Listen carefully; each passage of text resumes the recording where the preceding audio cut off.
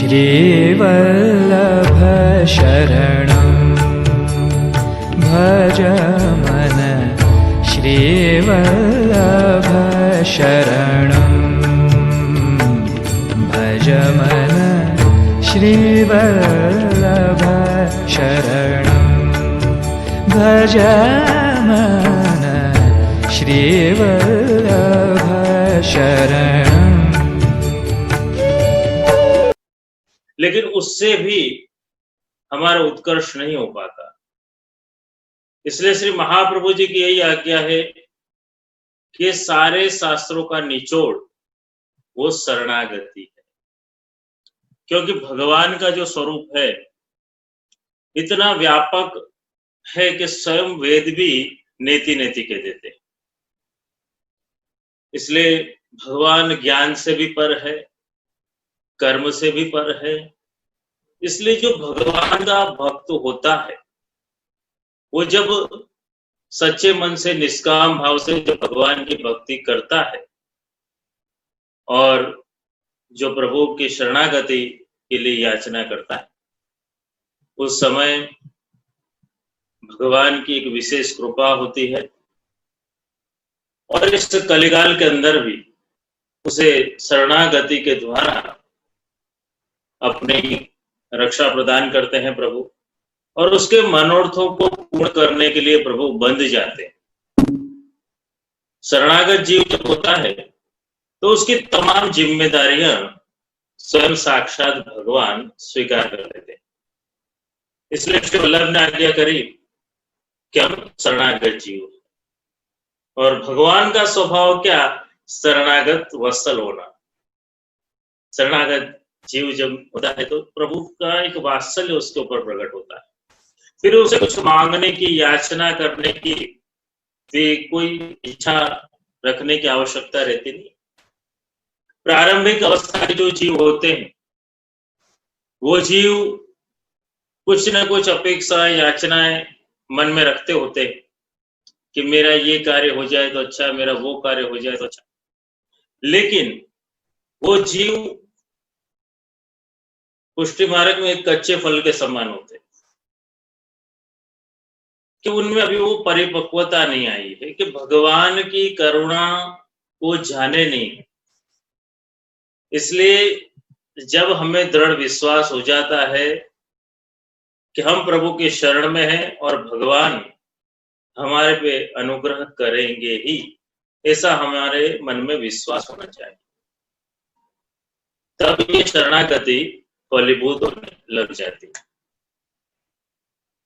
तो देखो यहाँ पर भगवान वेणुधारी भी कहे जाते हैं, भगवान यहाँ पर चक्रधारी, सुदर्शनधारी भी कहे जाते हैं, और भगवान यहाँ गिरिराजधारी भी कहे जाते हैं। भगवान वेणु के द्वारा सभी को अपनी सुधा का दान करते हैं और सभी को अपनी ओर आकर्षित करते हैं वेणु के माध्यम से। भगवान सुदर्शन को धारण करते हैं तो सुदर्शन के माध्यम से भगवान भक्तों की रक्षा करते हैं। और श्री गिरिराज बाबा को जब भगवान धारण करते हैं तो गिरिराज बाबा को धारण करके अपनी शरणागति का दान जीवों को देते। जब गोवर्धन को धारण किया और ब्रजवासियों का अन्याश्रय छुड़वाया, अपनी शरणागतता दी, और श्री गिरिराज जी का जो द्वितीय स्वरूप जो है वो भक्त का, एक स्वरूप जो है वो भगवान का स्वरूप है और दूसरा स्वरूप है हरिदास वर्य का स्वरूप, कि भक्त का भी स्वरूप है और भगवान का भी स्वरूप है। और श्री गिरिराज जी साक्षात प्रकट भगवत स्वरूप इस कलिकाल के अंदर में, कि जहां तमाम लीलाओं का केंद्र स्थान द्वादश निकुंज है, साक्षात गोसाई जी ने भी वहीं पर प्रवेश किया था, वहीं विद्यमान है। श्री महाप्रभु जी भी विराजमान है, और आज भी भगवान श्री कृष्ण की सारी लीलाएं उन्हीं गिरिराज जी में विद्यमान। आज भी श्रीनाथ जी पौड़ने के लिए भी वहीं श्री गिरिराज जी के वहीं पदार्थ हैं कतरा। ऐसा दिव्य स्वरूप के जिसके अंदर में तमाम लीलाएं आज भी चल रही हैं, ऐसा दिव्य स्वरूप श्री गिरिराज जी का। तो आज हम गिरिराधाराष्टकम के द्वारा कुछ समझने का प्रयास करेंगे कि शरणागति जब हम गोवर्धन की करते हैं, गिरिराज जी की करते हैं, तो हमारे मन में कितनी शांति का अनुभव होता है, हमारे अंदर सफलता का प्रारंभ हो जाता है। व्रजवासी डरे नहीं थे जब इंद्र ने वृष्टि करी, भगवान की शरण में गए और भगवान ने श्री गोवर्धन को विनती करी और गिरिराज बाबा ने रक्षा करी। तो ऐसा स्वरूप श्री गिरिराज बाबा का है, भक्त वत्सल है, भक्तों की अभिलाषाओं को पूर्ण करने वाले। देखो, प्रारंभिक अवस्था का जो जीव आता है, कुछ न कुछ मन में अभिलाषाएं लेकर के भगवान की शरण में आता है कि मैं भगवान के पास जाऊंगा तो मेरा ये काम हो जाएगा, मेरा वो काम हो जाएगा। ऐसी कई अभिलाषाएं, और जो अलौकिक जीव हैं उनके मन में भी अभिलाषाएं होती हैं कि भगवान मेरे ये मनोरथों को पूर्ण कर दे, मेरे वो मनोरथों को पूर्ण कर दे।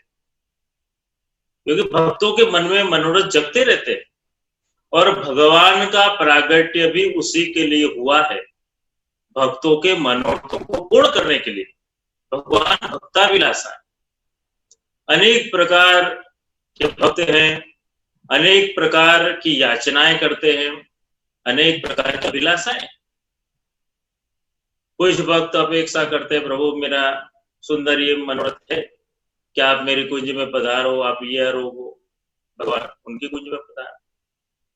इस प्रकार से जो व्रज में गोपियां थी, वो भी भगवान के अनेक मनोरथों का विचार करते और भगवान उनके मनोरथों को पूर्ण करते। तो भक्त वत्सल भगवान का स्वरूप है। तो सुंदर वही भाव श्री महाप्रभु जी ने प्रकट किया है गिरिराधाराष्टकम में। तो हम सभी प्रथम श्लोक का सुंदर गान करते हैं, आप भी अपने मन में गान कर सकते हैं। भक्ताभिलाषा चरितानुसारे दुग्धादि चौरे नयसो विसारी कुमारितानंदित घोष नारी मम प्रभु श्री गिरिराजधारी। जैसे श्री गिरिराज जी का स्वरूप है भक्ताभिलाषा, भक्त के मनोरथों को पूर्ण करने वाले, ऐसे हमारे श्रीनाथ जी भी वही स्वरूप गिरिराज जी को धारण करने वाले। तो भक्तों के मन में अनेक प्रकार की जो मनोरथ जगते। देखो, कई जीवों ने कई कई मनोरथ करे थे और महाप्रभु जी गोसाई जी के समय में भी कई जीवों ने अपने प्रभु को कई लाड लड़ाए, कई मनोरथ करे। तो देखो, जिसे उष्णकाल का समय चल रहा है और कई लोग प्रभु को आम के सुंदर फल रोकाते हैं। तो ऐसे कुंभन दासी ने एक बार सुंदर चंद्र सरोवर के वहां पर एक माली को देखा कि बहुत सुंदर आम लेकर के आया था, और वो आम देख करके कुंभन दासी के मन में भाव हो गया, अरे ऐसा सुंदर मेरे श्रीनाथ जी को मैं रोगाऊं। मुझसे पूछा, उसने 10 रुपए का, कुंभन दासी के पास तो इतना द्रव्य था नहीं। तो वो तो मन में सोचने लगे कि मेरे तो मनोरथ है और हमारे प्रभु तो भक्ताभिलाषा है। तो कुंभन दासी ने दोनों हाथ जोड़ लिए और विनती करे कि हे प्रभु, यहाँ सुंदर सामग्री विराज रही है, सुंदर आम है, कृपानाथ आप पधारो और आरोगो। और बस कुंभन दासी ने विनती कर दी और श्रीनाथ जी तो पधारे, सारे आम आरोगे और श्रीनाथ जी पधार भी गए और उस माली को पता भी न चला। तो भगवान भक्त वत्सल है, भक्त अपने मन में अनेक अनेक प्रकार के मनोरथों को जगाते हैं और भगवान उनके मनोरथों को पूर्ण करते हैं। ताही आहिर की छोहरिया छछिया पर छाछ पे नाच नचावे। एक छाछ के लिए भी गोपियां कहती कि लालन तुम नाच के दिखाओ, तब हम ये छाछ तुम्हें देंगे, और लालन नाच के दिखाते हैं। तो हमारे मन में भी हम जब मनोरथों को जगाते और जब हम ठाकुर जी के सन्मुख में या अभिलाषाएं प्रकट करते कि प्रभु मेरे तो ये मनोरथ करना है, वो मनोरथ करना है, और ठाकुर जी ऐसी कृपा करते हैं कि वो मनोरथों को पूर्ण भी करते हैं। और कई बार आप अभिव्यक्ति नहीं करते हो और मन में केवल ऐसे विचार करते हो कि प्रभु मेरे तो ये लाल लड़ाना है, वो लाल लड़ाना है, अभी अनुकूलता तो है नहीं, लेकिन आपके मन के मनोरथों को भी भगवान जान लेते हैं और आपके मन के मनोरथों को पूर्ण करते हैं भगवान। और जैसे आपने तो कोई ऐसी व्यवस्था करी न हो, फिर भी कहीं से कोई सुंदर व्यवस्था हो जाए और आपके मन के मनोरथ पूर्ण होने लग जाए, तब मान लेना कि ठाकुर जी ने आपकी विनती को सुन लिया है, तभी ये मनोरथ हो पा रहा है। तो ये भगवान का सहज स्वभाव है कि किसी भी प्रकार के अलग अलग लोगों के मनोरथ होते हैं। देखो पितामह भीष्म के मन में भी एक ऐसा था मनोरथ कि जब महाभारत का युद्ध प्रारंभ होने वाला था, मन में यह था कि मैं भगवान की प्रतिज्ञा को तोड़ूं, और भगवान भक्तवत्सल है और भगवान क्रोधित हुए, रथ का पहिया उठाया, सुदर्शन भी उठाया, और उनका वध करने के लिए जब जा रहे थे, तब पितामह ने हाथ जोड़ दिए कि कृपानाथ आप तो भक्तवत्सल। जब युद्ध प्रारंभ होने वाला था, तब आपने प्रतिज्ञा ली थी कि मैं कोई हथियार नहीं उठाऊंगा, और मैंने प्रतिज्ञा ये ली थी कि मैं आपसे हथियार उठाऊंगा। तो आपने मेरी लाज रखने के लिए, मेरा मनोरथ पूर्ण करने के लिए अपनी प्रतिज्ञा को भी तोड़ दिया। आप ऐसे हो। तो भक्तों के वश प्रभु है। इसलिए तो जब यशोदा जी लालन को पकड़ने के लिए दौड़ी और लालन पकड़ में नहीं आ रहे थे, और जब मैया ने वो सारे साधनों को डाल दिया, लकड़ी को फेंक दिया, तब भगवान उनके वश हो गए। जब जीव निस्साधन हो जाता है तो भगवान उनके वश हो जाते हैं। दामोदर भक्त वश, और फिर यशोदा जी ने उन्हें बांध दिया।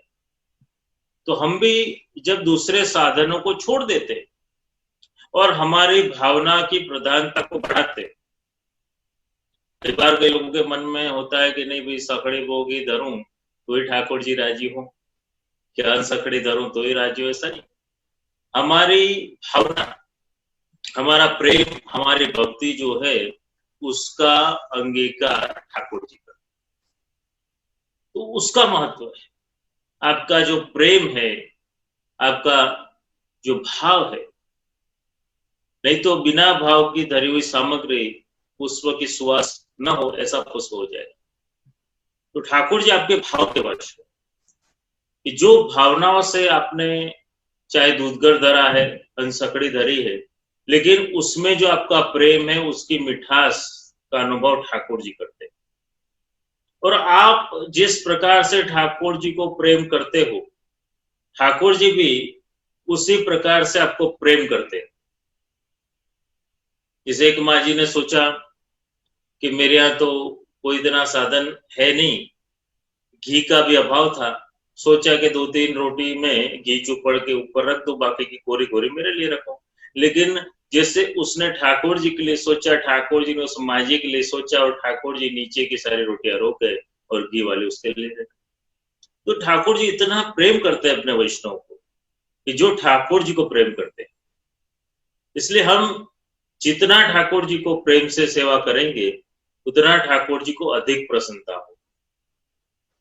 और हमें ठाकुर जी पे विश्वास रखना है कि मैं शरण में हूं, तो मुझे कहीं भी कोई भय रखने की आवश्यकता नहीं है, या किसी भी संकट में मुझे डरने की जरूरत नहीं।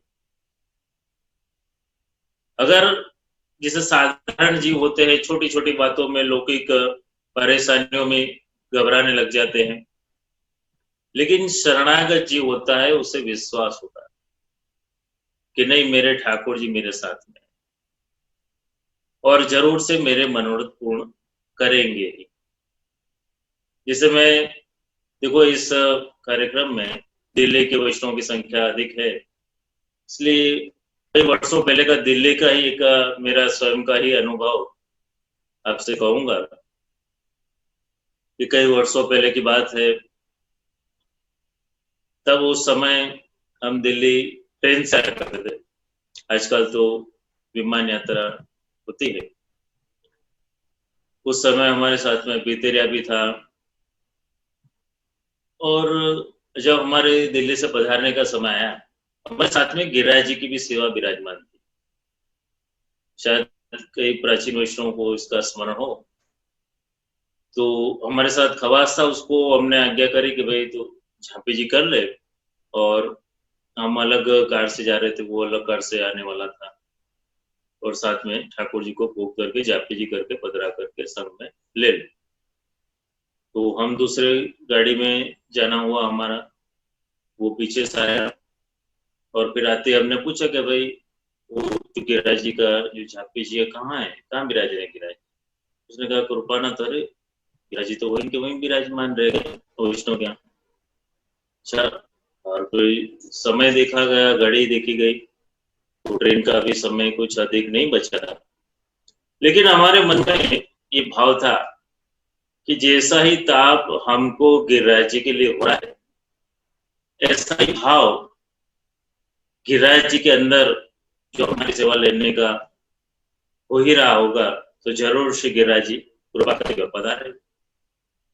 अब ऐसा समय आ गया, एक समय भी कम था, ट्रेन भी उठने वाली थी, और हमको भी गिरिराज जी के लिए बहुत ताप हो रहा था। तो देखो, भक्त वत्सल भक्ताभिलाषा का ये चरितार्थ उदाहरण है कि जैसे समय नजदीक आ रहा था, ऐसे ही एक वैष्णव सामने से भागता हुआ आया, हाथ में चापी जी थे, और जैसे ही हमारी गोदी में श्री गिरिराज बाबा को पधरा दिया और वल्लभादेव की जय बोली, ऐसे ही ट्रेन चलने लगे। तो विचार करो, श्री गिरिराज जी कितनी कृपा करते हैं आज के समय में भी। कभी अपने मन में ऐसा भाव मत लाना कि ये 5000 वर्ष पूर्व सारस्वत कल्प की लीलाओं में ही श्री गिरिराज जी की कृपा होती थी, ऐसा नहीं। या 500 वर्ष पहले महाप्रभु के समय में, गोसाई के समय में भी गिरिराज बाबा इतनी कृपा करते थे। आज भी श्री गिरिराज जी प्रगट स्वरूप से इतनी कृपा कर रहे हैं। आज भी हम जब गिरिराज बाबा की परिक्रमा करते हैं, तो ऐसे कई स्वरूप के दर्शन हम कर सकते। ग्वाल स्वरूप से, बछड़े के स्वरूप से होते हैं, से स्वरूप से होते हैं। तो ये सब गिरिराज जी के स्वरूप है। उन अलग अलग स्वरूपों के माध्यम से आज भी जब हम हमारे मन में भावना लेकर के श्री गिरिराज बाबा की परिक्रमा करते हैं, तो आज भी हमें कहीं ना कहीं दर्शन हो जाते। देखो, दर्शन होना और उसका अनुभव करना, दोनों में अंतर। देखो, गिरिराज जी का तो स्वभाव कृपा करने का है। वो ये नहीं देखते कि इसने 2 माला ज्यादा करेगी, इसने 2 माला कम करेगी। उनका तो स्वभाव है कि कृपा कर देना। लेकिन अनेक जीवों पर कृपा तो करी हुई होती है, लेकिन जिनका दृढ़ भाव है, वो भगवत स्वरूप को जान लेते हैं और उनका अनुभव कर लेते हैं। लेकिन जिनका अभी परिपक्व भाव नहीं हुआ है, उनके आसपास ही प्रभु हो रहे होते हैं, लेकिन फिर भी वो अनुभव नहीं कर पाते, क्योंकि अभी उनके अंदर में मोह और माया के बंधन लगे हुए। इसलिए प्रगट प्रभु होने के पश्चात भी उनको उनका अनुभव नहीं हो पा रहा है। तो आज भी प्रभु हमें दर्शन देते हैं। देखो, कई वैष्णव कैसे भी ताप हो रहा है, जैसे अभी सभी अपने घरों में कई महीनों से बाहर नहीं निकले हैं, और दिल्ली वालों के तो ब्रजवास रहता है, तो कई वैष्णवों की ऐसी भावना हो रही थी कि हम कब ब्रज जाएं, गिरिराज जी के दर्शन करें। लेकिन ये समय भी हम एक विरह ताप का अगर समय मान ले, संयोग रस और वियोग रस, तो ये विप्रयोग अवस्था भी के रूप में भी हम ले सकते हैं कि हमारा भाव जो है और परिपक्व हो। ये तापलेश का मार्ग, ये हमारे ताप का समय है, और हमारा ताप अगर जो बढ़ता है तो प्रभु जल्दी हम पर विशेष अनुग्रह करते हैं। तो ये प्रभु का स्वभाव भक्तों की अभिलाषा को पूर्ण करना है। भक्ताभिलाषा चरितानुसारी दुग्धादि चौरे न यशो विसारी।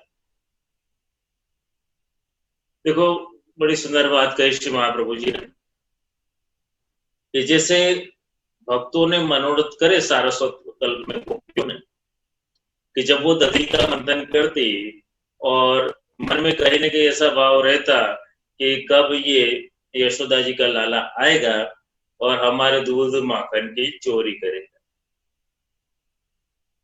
तो दुग्धादि की चोरी भगवान ने कोई सामग्री के रूप में नहीं करी, लेकिन वह जो है भगवान ने गोपी जनों का जो चित्त है वो चित्त का स्वीकार किया है। वास्तविक अर्थ में हमारा जो स्नेह है, भाव है, वही हमारा वास्तविक नवनीत है, और उसी का स्वीकार करने के लिए भगवान पधारे।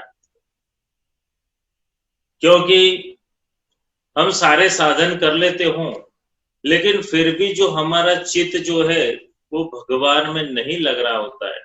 तो कई लोग आज भी ये प्रश्न कर रहे होते हैं ना कि हम लोग सेवा कर रहे होते हैं लेकिन फिर भी हमारा मन तो लौकिक में भटक रहा होता है, क्योंकि अभी भी हमारे चित्त के अंदर में अनेक वस्तु भरी हुई है। इसलिए हमारा चित्त जो है वो स्थिर नहीं हो पा रहा है। और गोपियों का जो भाव था, उनकी जो भक्ति थी वो स्थिर भक्ति थी, और इसलिए गोपियों के चित्त रूपी माखन को चोरी करने के लिए भगवान पधारते, उस नवनीत का अंगीकार करते। और गोपियां भी आसानी से नहीं देती थी। गोपियों का भी भाव ऐसा था कि भी आप तो कृपा के सागर हो, कृपालु हो, तो आप तो अंगीकार करने पधारे हो, लेकिन हमारे चित्त के अंदर में कई दोष भरे हुए, वो आपके लायक नहीं है। और भगवान कहते तुम जैसे हो वैसे मेरे हो। देखो, आज भी कई लोग ऐसे प्रश्न कर रहे होते हैं कि हम अभी प्रभु के लायक नहीं हो पाए हैं, प्रभु की कृपा के हम योग्य नहीं हो पाए हैं, अभी हमारे में वो पात्रता नहीं आ पाई है। लेकिन देखो, हम पूरा जीवन, कई लोग ऐसा प्रयत्न करते होते हैं कि भाई हम ऐसे शुद्ध हो जाए, ऐसे पवित्र हो जाए, ऐसे सात्विक हो जाए, सदाचारी हो जाए, और ऐसा सोचने में ही उनके जीवन के कई वर्ष व्यतीत हो जाते हैं। लेकिन यहाँ पर हमें अपने सामर्थ्य का विचार नहीं करना, हमें भगवान के सामर्थ्य का ही विचार करना है कि भगवान कृपालु हैं, श्री महाप्रभु जी परम कृपालु हैं। हम उनकी शरण में गए तो उनके सामर्थ्य से हमारे दोष निर्मूल हो गए और हमारा स्वीकार कर। इसलिए जो लोग प्रतीक्षा कर रहे हो कि नहीं अभी हमारे देर है, ऐसे नहीं करना है, लेकिन हमारी शरणागति ही हमारा साधन है। हमारे चित्त को हमें प्रभु में लगा करके रखना है, और वो नवनीत का स्वीकार भगवान अवश्य करते हैं। इसलिए प्रभु ने कितनी सुंदर माखन चोरी लीला दुग्धादि चोरी ने यशो विसार, माखन चोरी लीला करी, एक बार तो प्रभु स्वयं चंद्रावली जी के यहाँ पधार गए माखन चोरी लीला करने के लिए। दरवाजा खटखटाया और अंदर समझ आया कि भाई कौन है। कहा कि मैं तुम्हारी छोटी बहन हूँ भद्रावली। चंद्रावली जी को तो बड़ा आश्चर्य हुआ कि मेरी छोटी बहन। दरवाजा खोला, देखा घूमता था और हाथ देखे तो हाथ काले काले थे। उन्हें आश्चर्य होगा, मेरी छोटी बहन और इतनी काली कैसे? हमारे घर में तो कोई काला नहीं हुआ। कहा कह रही तू बड़ी भोली, जब तेरा ब्याह हो गए हो उसके बाद मेरा जन्म हुआ। और बड़े बड़े मान गए। तो काली कैसे? उन्होंने कहा कि जब मेरा जन्म होने वाला तो मेरी मैया रोज यमुना जी में स्नान करवे जाती, यानी यमुना जी को रंग लग। और जामुन के भी सीजन थी, यानी बड़े जामुन का, इसलिए मैं काली हुई हूँ। चंद्रावली जी बोले थे, मान गए। कहा कि अच्छा होगा तो मेरी बहन आ गई है, मैं कुछ कार्य से बाहर जा रही तो घर संभाल लेना। और बस इतना ही चाहिए था प्रभु को। माखन चोरी लीला कर दी। और जब रास्ते में उनकी सखी मिली, वार्तालाप हुआ, बात हुई, कैसी काली है, समझाया कैसे जामुन खाने से कोई काला नहीं होता, जाकर के देख तेरे साथ छल हुआ।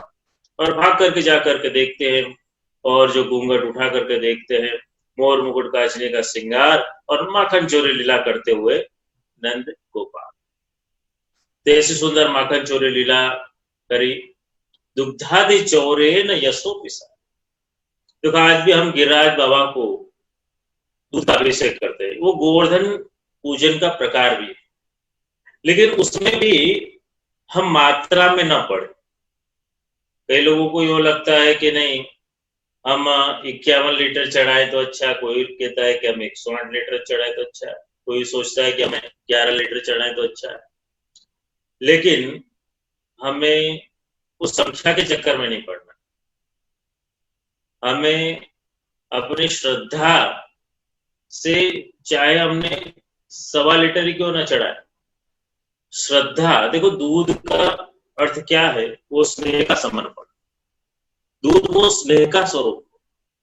और श्री गिरिराज बाबा को हम अपने स्नेह का अर्पण करते हैं दूध के माध्यम से, और उस दूध को हम अंगीकार कराते हैं। तो दुग्धादि चौरेण यशो विशाली। और इस दूध के माध्यम से, नवनीत के माध्यम से, दही गोरस को अंगीकार करने के माध्यम से जो समग्र ब्रज में ब्रज लीला करी, उसके द्वारा भगवान ने अपना महात्म्य और बढ़ाया। में आश्चर्य होगा कि अगर कोई चोरी कर रहा है तो उसे उसका यश विस्तार कैसे होगा? क्योंकि यहाँ पर भक्तों का अंदर ये मनोरथ छुपा हुआ था कि भगवान पधारे और हमारे इस चित्त की चोरी कर। तो उस भक्तों की अभिलाषा को इस माखन चोरी लीला से भगवान ने पूर्ण किया और अपना यश विस्तार किया। क्योंकि हम देखते हैं कि जीव कई बार प्रयत्न करता है कि मेरा ध्यान और के भटके नहीं, सेवा में ही रहे, फिर भी कहीं ना कहीं जीव का ध्यान भटकता रहता है। कई बार कई कथाओं में जीव जाते हैं श्रवण करने के लिए, 2-2 घंटे 3-3 घंटे के वचनामृत होते हैं, लेकिन उसमें से 1-8 घंटे का ही लोग याद रख पाते होते हैं। तो ध्यान विचलित हो जाता है। और उस ध्यान को केंद्रित करने के लिए सबसे प्रथम हमारी आसक्ति, हमारा प्रेम, सबसे पहला था प्रेम। हमें जब भगवान के साथ में प्रेम होगा तो हमारा चित्त भटकेगा नहीं। हमारा आपवाप रसिक नहीं रस में रहत गई। हमारे यहाँ भगवती कहते कि हमारा जो रस है, आसक्ति, उस रसो वैस में हो जाती तो हमारा चित्त भटकेगा नहीं। इसलिए हमें अपनी आसक्तियों को दृढ़ करने के लिए हमें भगवान से प्रेम करना होगा। प्रेम, फिर आसक्ति और फिर व्यसन। बार बार भगवान को देखने की इच्छा होना, वो आसक्ति। और भगवान के बगैर रह नहीं पाना, वो व्यसन अवस्था है। क्या आप लाख चाहो फिर भी आप भगवान के दर्शन करे बिना न रह सको, ऐसी अवस्था आ जाए, वो व्यसन अवस्था। तो उस अवस्था तक पहुंचने के लिए हमें भगवान से प्रेम करना होगा, और उस प्रेम का स्वीकार करने के लिए भगवान आपके यहाँ पधारते। देखो, हम घर में भी ठाकुर जी को सब वैष्णव सेवा करते होते हैं, और ठाकुर जी को जगाने से पहले ही सुंदर मंगल भोग में दूध की छोटी सी कटोरी को तैयार कर लेते हैं ठाकुर जी को धरने के लिए। उस समय हमारे अंदर में उस नंदालय का, ब्रज का स्मरण करना कि हे प्रभु, ये दूध रूपी ये सुंदर सामग्री स्नेह भाव से आपको धर रहे हैं, उन ब्रज भक्तों की आड़ी से, उन गोपी जनों की आड़ी से, तो कृपानाथ आप इसका स्वीकार करो। तो ये भाव हमारे अंदर में होगा तो ठाकुर जी को विशेष प्रसन्नता होगी, आरोप में। प्रात समय उठी के ब्रजबाला, गावत मंगल गीत रसाला, प्रात समय उठी के ब्रजबाला, कर श्रृंगार मथनिया दोहे, अपनो अपनो दयो बिलो। तो जैसे ब्रज भक्त का ये नित्य कार्य रहता कि प्रभु का स्मरण करके सुंदर सामग्री को तैयार। लेकिन आज के समय के अंदर में जो हमारा मन स्थिर नहीं हो रहा है, चित्त स्थिर नहीं हो रहा है, जो संसार में ग्रसित होने के कारण हमारे चित्त में शांति नहीं मिल पा रही। देखो, जब हमारा चित्त निर्मल हो जाता है तो हमारे मन में शांति भी आती। आज ज्यादातर लोगों के चित्त की अवस्था को हम देखते हैं, लोगों के अंदर कहीं ना कहीं अनेक अनेक विचार होते हैं कि ये कार्य होगा कि नहीं, वो कार्य होगा कि नहीं, मुझसे सेवा बन पाएगी या नहीं बन पाएगी। अनेक अनेक विचार हमारे मन में ग्रसित होते हैं और मन अशांत हो जाता है। और अगर अशांत मन से सेवा करते हैं तो उस सेवा में प्रभु को भी इतना आनंद नहीं आता है, क्योंकि आपको प्रसन्न देख करके ही प्रभु की प्रसन्नता बढ़ती। इसलिए गोकुलनाथ जी ने तो आज्ञा कर दी कि वैष्णव को सदा प्रसन्नता में रहना। इसलिए हमारी आवश्यकता है कि चित्त शांत रहे और शांति का हम अनुभव कर पाए। उसके लिए हमें जो लौकिक आवेश है उसे निकालना पड़ेगा कि जब हम सेवा में जा रहे हैं या कोई ठाकुर जी का कार्य कर रहे हैं, तब हमारे अंदर लौकिक आवेश न रहे। ऐसा करने से हमारा अलौकिक भी सुधरेगा और लौकिक भी सुधर जाएगा। अब कई बार जीव अशांत चित्त से ना लौकिक सुधार पाते हैं ना लौकिक सुधार पाते हैं। फिर कहते हैं कि जे कार्य बन नहीं रहा है, कहां से बनेगा। जिसने भगवान के चरणों का आश्रय कर लिया, जिसका चित्त भगवान में है, फिर उसे चिंता करने का कोई कारण ही नहीं। उसकी चिंता तो स्वयं भगवान करते।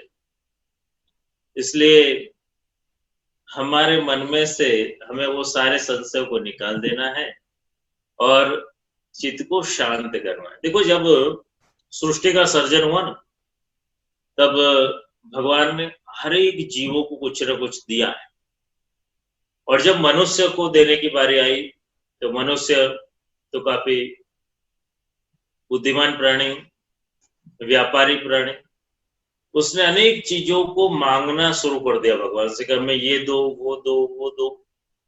और भगवान भक्ताभिलाषा, भगवान देने लग गए सारी चीजें मनुष्य को। और यहाँ पर स्वामी जी ने भगवान से पूछा, करे प्रभु, आप इस मनुष्य को ऐसे सारी वस्तु दे दोगे तो फिर ये आपके पास क्यों आएगा। और भगवान हंसते हुए कहने लगे, क्योंकि भगवान चतुर शिरोमणि है, कि मैंने मनुष्य को सारी चीजें दे दी, लेकिन केवल एक वस्तु जो है वो अपने पास रहने दी, वो है शांति।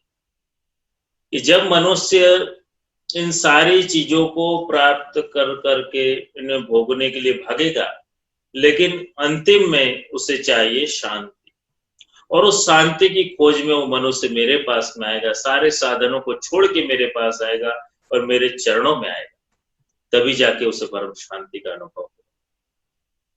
जैसे इतिहास में कई प्रमाण भी देखे कि मनुष्य ने सब कुछ प्राप्त कर लिया, फिर भी सारे राजपाट वैभव सब कुछ छोड़ छाड़ करके उसने संन्यास ले लिया हो कि भगवान की शरण को स्वीकार कर ले, क्योंकि मनुष्य का सहज स्वभाव है कि उसके चित्त में शांति होनी चाहिए, और जब उसके चित्त में शांति होगी तभी वो शांति से जीवन को व्यतीत कर पाएगा, और वो भगवत कृपा से, प्रभु की सेवा से, शरणागति से ही हमें उस शांति की प्राप्ति हो। तो वो प्राप्ति भी भगवान ने दुग्धादि चौरी लीला के द्वारा करी, भक्तों के मनोरथों को पूर्ण किया, माखन की चोरी करी, गोरस लिया। गोरस क्या है? वो यानी कि हमारी इंद्रिया, रस यानी कि समूह। तो भगवान ने गोरस की भी सुंदर चोरी करी दान लीला के द्वारा। तो वो दान लीला भी उसी मनोरथ के द्वारा है कि भगवान गोवर्धन की शिखर ते मोहन दीनी टेर नागरी दान दे। तो भगवान ने गोपियों को, सांकरी को, आज भी हम ब्रज में जगह देखते हैं कैसी सुंदर सांकड़ी गली है कि जहां से जब गोपियां प्रसार होती और भगवान उनसे सुंदर गोरस का दान लेते और फिर ही वो निकल पाते। तो इस प्रकार से ये प्रेम की गली इतनी सांकरी है कि जब तक हमारा अभिमान है, मैं का भाव है, तब तक वहां पर मोहन नहीं है। लेकिन जब हमारा मैं का भाव हट जाता है तो साक्षात मोहन प्रकट हो जाते हैं, और उस हमारे भाव रूपी, स्नेह रूपी मटकी का स्वीकार करते हैं। और जब भगवान हमारे किसी वस्तु का स्वीकार करते हैं, यानी हमारे भाग्य के द्वार खुलना शुरू हो जाते हैं। भगवान इतनी कृपा करते कि एक सामान्य आप इतनी कटोरी में भी जब दूध धरते हो ना, हंसी हंसी पीबत दूध नाथ, भगवान बड़े प्रसन्न होकर के पीते हैं। क्या आज इस जीव ने इतनी सेवा कर दी, तो आप चाहे आपने भले इतनी सी ही कटोरी में क्यों ना दूध भोगता रहा हो, इतनी सी ही झारी में झारी क्यों ना भरे हो, लेकिन भगवान के लिए वस्तु छोटी नहीं है। आपकी करी हुई कोई भी सेवा वो भगवान के लिए बहुत बड़ी है। भगवान उस छोटी छोटी चीजों को बड़े रूप में याद रखते हैं, और वो सब आपके पुण्य बल में माना जाता है। लेकिन जीव का स्वभाव होता है कि कुछ जब अच्छा होता है तो सोचता है कि ये मैंने अपने पुरुषार्थ से कार्य किया, और जब जीवन में कुछ तकलीफ आती है तब सोचता है कि भगवान ने ये मेरे साथ ही क्यों किया। लेकिन जब कुछ ऐसा संकट हमारे पर आता है तब मानना चाहिए कि इस जन्म में नहीं तो पिछले जन्म में हमसे कुछ अपराध हुए होंगे, या फिर हम ये भी मान सकते हैं कि हमारी कक्षा को ऊपर ले जाने के लिए ही भगवान ने ये परीक्षा करी। जब जब किसी विद्यार्थी की परीक्षा होती है ना, तब उसका ऊपर की कक्षा में प्रवेश होता है। तो मान लेना कि जब जब भी आपके जीवन में कोई संकट आता है तो आपकी परीक्षा हो रही है और आपकी कक्षा कुछ और ऊपर आने वाली, क्योंकि परीक्षा के बाद ही पता चलता है ना कि विद्यार्थी की कक्षा क्या है। तो उससे भी हम कृपा के ही स्वरूप में जाने। तो हमारे जीवन में कभी हम दुखी नहीं होंगे। देखो, श्री गोसाई जी के सेवक कुम्हार थे, उनकी वार्ता का स्मरण हो रहा है। उस कुम्हार की आर्थिक परिस्थिति बड़ी नाजुक थी और दो भाई थे। एक भाई कुछ कार्य से बाहर गया था, दूसरे भाई को लगा कि लाओ मैं सारे मिट्टी के जो कच्चे बर्तन हैं वो बड़ा सा एक सुंदर बनाया, आग लगाने का गोला बनाया, गोलाई में घास के कूड़े रखे, लकड़ियां रखी, गोबर रखी और बड़ा सा एक बना है उसने गोला जैसा, जिसमें आग प्रज्वलित करी, सारे बर्तनों को उसमें रख दिया। अब आग जल पड़ी और आग काफी बड़ी मात्रा में जलने लगी, तपन भी महसूस होने लगी। अब उसके अंदर से बिल्ली के बच्चों के रोने की आवाज आना शुरू हो गई। अब ये घबराने लगे, अरे ये क्या हो, ये क्या मुझसे गलती हो गई, ये क्या मैंने ध्यान नहीं रखा, किसी घड़े के अंदर में कोई बिल्ली के बच्चे रह गए। और यहाँ पर उसकी माता बिल्ली चक्कर लगाने लगे कि मेरे बच्चे अंदर रह गए। अभी सब बिल्ली परेशान हो रही है, अंदर जो है बिल्ली के बच्चे परेशान हो रहे, यहाँ कुमार वैष्णव परेशान हो रहे, अरे मुझसे अपराध हो गया कि मैंने ध्यान भी नहीं दिया और ये बर्तन मैंने रख दिए और अब क्या होगा। लेकिन वो सिर्फ गुस्साएं जी कैसे होते, वो घबराता नहीं है, उसे विश्वास है अपने गुरुदेव पर, विश्वास है, श्रद्धा है प्रभु के ऊपर में, श्रीनाथ जी के ऊपर में, श्री गिरिराज बाबा के ऊपर। इसलिए उसने सीधा स्मरण करना चालू कर दिया, हे विठलनाथ जी, हे गिरिराज जी, हे विठलनाथ जी। उसने स्मरण किया और श्री विठलनाथ जी ने, श्री गिरिराज जी ने इतनी कृपा करी कि उसकी पुकार सुन ली। और यहाँ पर वो प्रतीक्षा करा था कि कब ये अग्नि शांत हो जाए और मैं इसमें से बचा लूं बच्चों को। समय काफी हो गया, अग्नि शांत हुई और यहाँ पर एक एक करके बर्तनों को निकालना शुरू कर दिया उसने। और देखे तो कोई बर्तन तो बिल्कुल तांबे की तरह दब गए थे, पक्के हो गए थे, निकालता गया। लेकिन एक बर्तन जब उसकी नजर पड़ती है, देखता है, तो वो बर्तन अभी तक कच्चे का कच्चा था, अग्नि का उसे बिल्कुल स्पर्श भी नहीं हुआ था। उस घड़े को उठाता है, गोसाई जी को स्मरण करता है, देखता है तो बच्चे भी बिल्ली के बिल्कुल जीवित है, उसका बाल भी बांका नहीं हुआ है। और वहीं वो पुकार कर देता है, श्री गिरिराज धरण की जय, श्री विठलनाथ करे की जय। कि जिसके ऊपर श्री गोसाई जी की कृपा होती है, श्री गिरिराज बाबा की कृपा होती है, चाहे चारों तरफ कितना भी संकट क्यों ना आ जाए, लेकिन उसका बाल भी बांका नहीं होता। तो इन भगवदियों के चरित्रों के माध्यम से भी अगर हम ये समझने का प्रयास करें कि भगवान कैसे मनोरथों को पूर्ण करते हैं और श्री गोसाई जी कैसी कृपा करते हैं। देखो, गुजरात से जब एक संघ जा रहा था गोसाई जी के दर्शन करने के लिए वैष्णव का, तो सभी ने तो अपने पास में कुछ न कुछ भेंट शोभा से ली, लेकिन एक निष्कंजन साधारण वैष्णव था कि जिसके पास में कुछ था नहीं। उसने सोचा आगे मार्ग में कई किलोमीटर अब रह गए थे गोसाई जी के पास में पहुंचने को, उसने एक वृक्ष देखा, उसमें कई फूल पुष्प लगे हुए थे, पुष्प तोड़े और सुंदर माला जी सिद्ध कर ली, मैंने गोसाई जी को ये अंगीकार करना। अब चलते गए, देखा तो बड़ी धूप थी। सोचा कि मैं गोसाई जी तक पहुंचूंगा तब तक तो ये सब सूख जाएगा, तो मैं मेरे गुरु की क्या सेवा कर पाऊंगा। तो बड़ा दुखी होने लग गया। तो यहाँ गोसाई जी उसके मन के भावों को जान गए। तुरंग चाले वायु वेगे उगता पड़ी, गोसाई जी घोड़े पर सवार होकर के बता गए, ला ये तेरी माला मुझे धर दे, मैं अंगीकार करता। तो इस प्रकार से गोसाई जी ने उसके मनोरथों की भी पूर्ति करी। इस प्रकार से भगवान ने अपने यश विस्तार किए, भक्तों के मनोरथों को पूर्ण करके, दुग्धादि चोरी करके भगवान का यश विस्तार हुआ। कुमारितानंदित घोष नारी। भगवान ने देखो 5 वर्ष की अवस्था कुमार अवस्था में आती और 6 वर्ष की अवस्था पौगंड अवस्था में आ जाती। तो कुमार लीला का स्मरण किया कि भगवान 5 वर्ष तक की जो अवस्था थी, उस अवस्था में भी भगवान कैसे हम गोपी जनों के ब्रज भक्तों के मनोरथों को पूर्ण करते, भगवान ब्रज में कैसी सुंदर लीलाएं करते थे।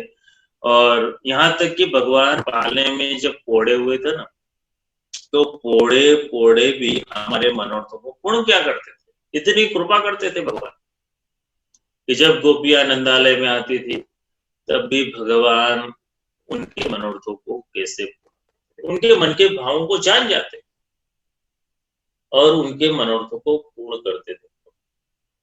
और ये सुंदर लीलाएं कुमार अवस्था में की गई जो लीलाएं हैं, और उनके द्वारा जो गोपियों के मनोरथों को पूर्ण किया है, उसका स्मरण यहाँ पर श्री महाप्रभु जी ने किया कि मम प्रभु श्री गिरिराज धारी।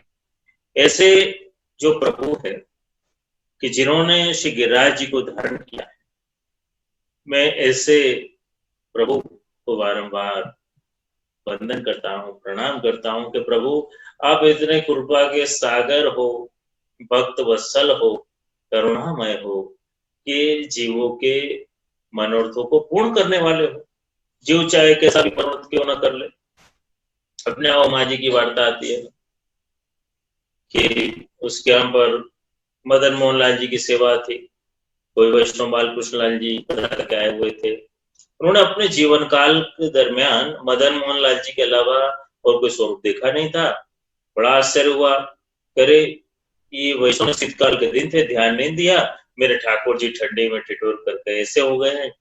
बड़ी लाभ करने लग गई, अंगीठी करी, तेल लगाया, कई प्रयत्न किए, लेकिन स्वरूप जस के तस।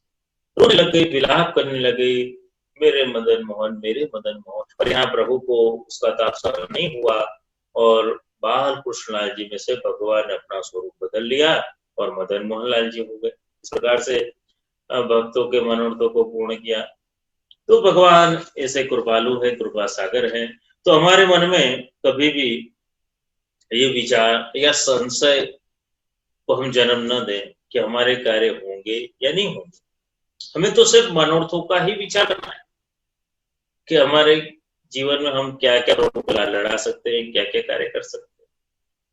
अब चाहे कई बार देखने जाए तो कोई की परिस्थिति साधारण भी हो सकती है या कोई निष्कंचन भी हो सकता है, लेकिन आध्यात्म जगत में आपके अंदर में भाव है, श्रद्धा है, तो आपकी स्थिति बड़ी ऊपर है।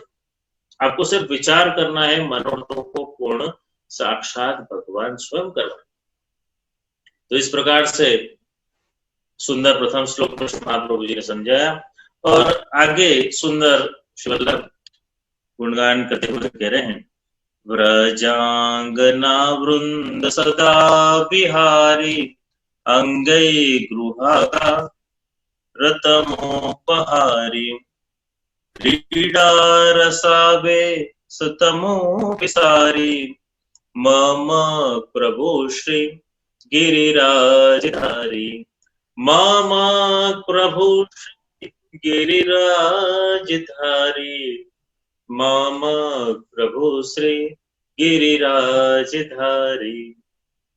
यहाँ पर बड़ी सुंदर बात करी, व्रजांगना वृंद सदा विहारी। देखो व्रजांगना ये शब्द गोपी जनों को कब मिला? हम तो गोपियों को गोपियां कहते, तो ये व्रजांगना शब्द का प्रयोग यहाँ पर किया गया है। व्रजांगना वृंद सदा विहारी, गोपियों के युद्ध में भगवान सदा विहार करने वाले। तो जब गोपी जनों ने यमुना जी में स्नान किया, यमुना जी में प्रवेश किया, तो उन व्रजा के अंग से जुड़े और तब से उनका नाम व्रजांगना हुआ।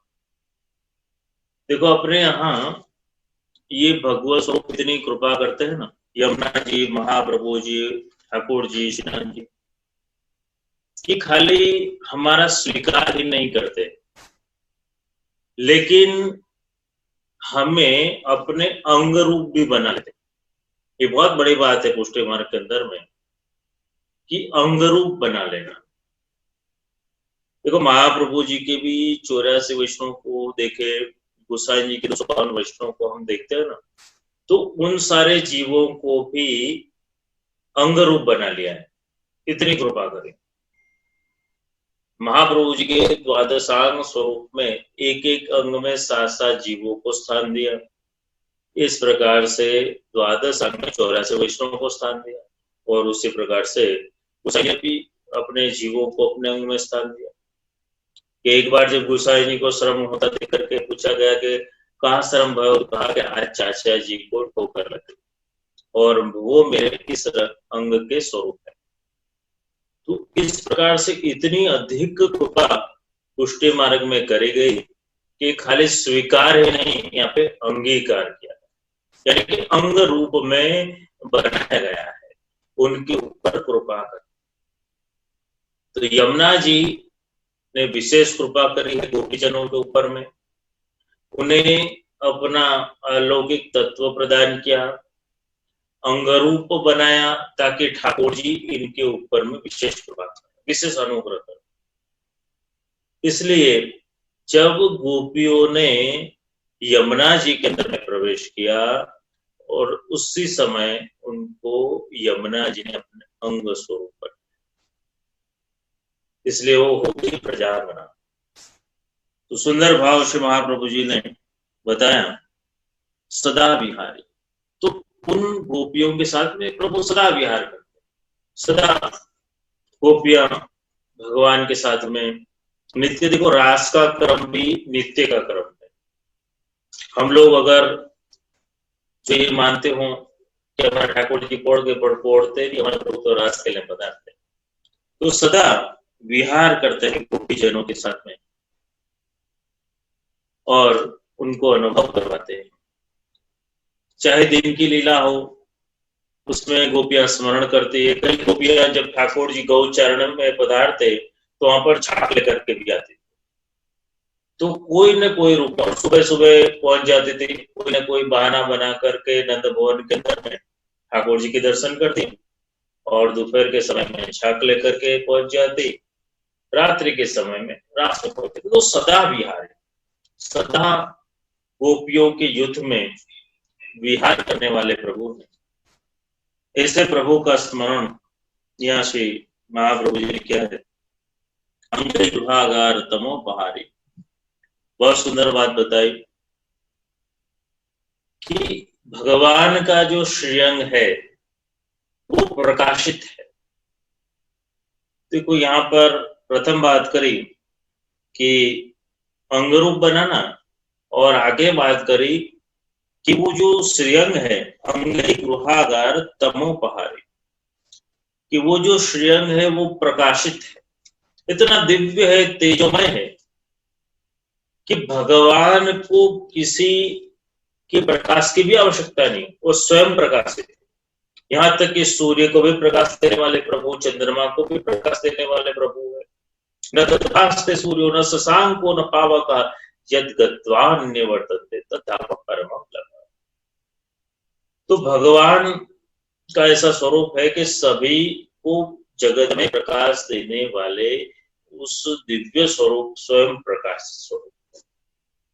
और एक अर्थ में ये भी आएगा कि जीव के अंदर में जो अज्ञानता है, उस अज्ञानता को जब वो जीव भगवत सेवा करता है, प्रभु के श्रीअंग का स्पर्श करता है, तो उस अज्ञानता को भगवान अपने श्रीअंग के प्रकाश से प्रकाशित कर देते हैं, और उसकी अज्ञानता को दूर कर देते हैं। इस अर्थ में भी है। तो तेजोमय वो भगवान है, तमसो मां ज्योतिर्गमय, अंधकार से उजाले की ओर। यानी जीव जो है अज्ञानता के अंधकार में सोया हुआ, और भगवान जो है परम प्रकाशित है। तो वो जीव अज्ञानता के अंधकार में पड़ा हुआ जब भगवान की सेवा में जुड़ जाता है तो वो जीव भी स्वयं प्रकाशित हो जाता है। ये उस अर्थ में भी है, इसलिए उसके अंदर ज्ञान का भी प्रकाश हो जाता है, भक्ति का भी प्रकाश हो जाता है, श्रद्धा का भी प्रकाश हो जाता है कि जब वो जीव सेवा में जुड़ जाता है। किसी भी स्वरूप में उसे सेवा में जुड़ना वो आवश्यक है, चाहे उससे पूरी सेवा न हो पा रही हो, केवल मस्तक में चंद्रिका ही क्यों न धर दे, या केवल एक माला जी ही सिद्ध करके क्यों न धर दे, या केवल गुंजा माला ही क्यों न धरा दे, चाहे कोई भी छोटी मोटी सेवा कर दे, पर किसी भी रूप में अगर जीव जो भगवान से जुड़ता रहता है तो कई अज्ञानता के अंधकार से वो दूर हो जाता है और उसके अंदर में ऊर्जा शक्ति प्रकट होती है। जैसे हम देखते हैं कि सूर्य के अंदर इतना प्रकाश है तो उसके अंदर में कितनी ऊर्जा है, विचार करो। तो एक साधारण सूर्य के अंदर में इतनी ऊर्जा इतना प्रकाश हो सकता है तो साक्षात भगवान के अंदर में कितनी ऊर्जा और कितना प्रकाश होगा, कोई कल्पना भी नहीं कर सकता। तो वो ऊर्जा, वो अलौकिक प्रकाश जब उसका जरा सा अंश भी जीव के अंदर में आ जाता है तो उसका जीवन प्रकाशित हो जाता है और वो होने के बाद उसके अंदर में ज्ञान की ज्योति जग जाती है और उसे अच्छे बुरे की पहचान होना शुरू हो जाती है। देखो जब आपको ठाकुर जी का वो अनुभव होने लग जाए, वो प्रकाशमय स्वरूप के साथ में आप जुड़ जाओ तो आपको ये अनुभव होने लगेगा कि ये जो है वो भगवती है, ये सत्संगी जीव है, ये जीव लौकिक जीव है और ये जो मैं कार्य कर रहा हूँ उत्तम कार्य है, ये कार्य बराबर नहीं है, ये ऐसे होना चाहिए। वो सारा ज्ञान अपने अंदर में आना शुरू हो जाता है।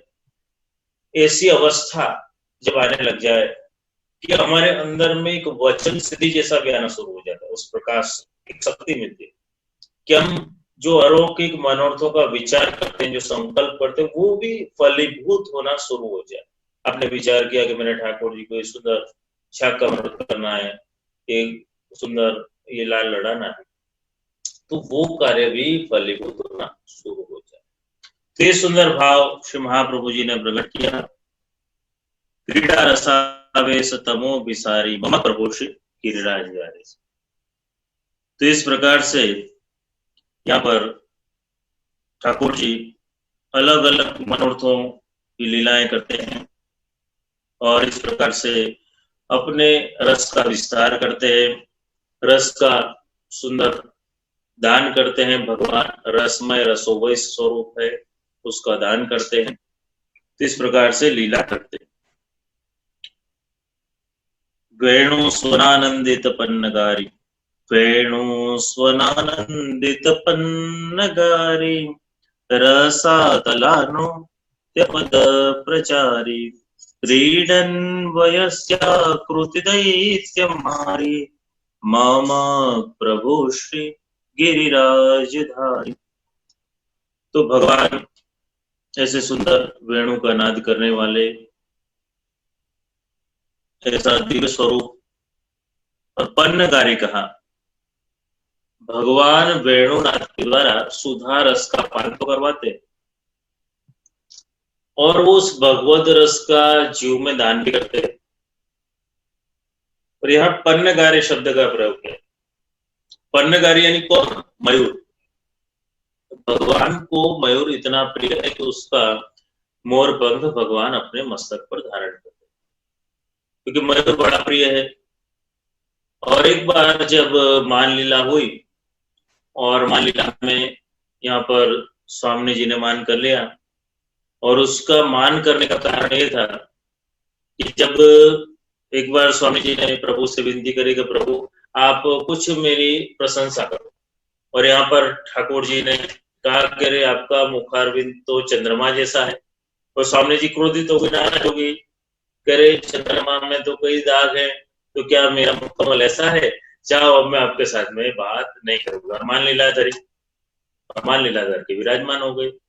और यहाँ पर अब भगवान विष्णु पधार गए। फिर भगवान चतुर शिरोमणि उन्होंने उपाय किया, कान्हा मोर बन के आए, भगवान मोर का स्वरूप लेकर के आए।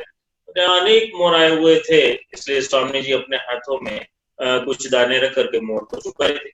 तो भगवान भी मोर का स्वरूप लेकर के आए और वो दाना चुका और सुंदर नृत्य करने लग गए। और ऐसा सुंदर नृत्य करने लगे कि स्वयं स्वामी जी आनंदित होने लगे और बार बार आते, ऐसा सुंदर नृत्य करते, ऐसा सुंदर नृत्य करते, ऐसे सुंदर हास्य होता। तो इतना मोह हुआ स्वामी जी को कि अब जो वो दाना चुगने के लिए मोर आया, स्वामी जी ने उसे पकड़ लिया दोनों हाथों से और अपनी गोदी में बिठा लिया और वहीं भगवान अपने मूल स्वरूप से प्रकट हो गए और इस प्रकार से मानभंग लीला करी। तो वो मानभंग लीला में भी उपयोगी ये पन्नगारी मयूर है और भगवान को बड़ा प्रिय है। बरहा पीड़म नटवर वपु कर्णयो कर्णिकारं बिभ्रद्वास कनकपिशंभय जयंती जमाला।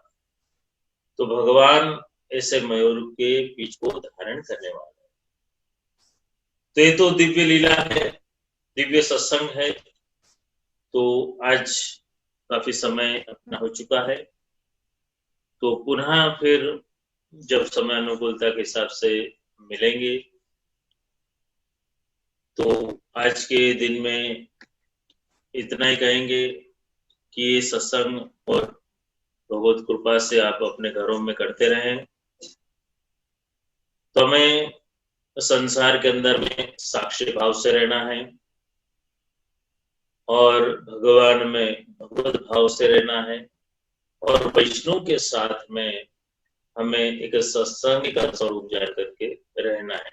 तीन वस्तुओं पे खास सभी वैष्णव ध्यान दें और सभी श्री गिरिराज बाबा का आश्रय करें, प्रभु का आश्रय करें, शरणागति की भावना करें, क्योंकि सत्संग तो अपार है, सुंदर अलौकिक महिमा है। तो प्रभु कृपा से पुनः हम इस गिरिराज हराष्टकम के लिए मिलेंगे। सभी वैष्णवों को बहुत बहुत आशीर्वाद है कि आप सभी ने सुंदर इस गिरिराज हराष्टकम का पान किया। इसके लिए सभी को बहुत बहुत शुभकामना देता हूँ मैं और यही अपने वक्तव्य को विराम देता। जय दंडोत। हाँ, आशीर्वाद। हाँ, जय नीटू, जय वो कर दूं सबको, जय अनम्यूट कर दूं सब अपना, फिर दंडोत कर लेंगे। हाँ, है ना? हाँ जी, हाँ। दंडोत। एक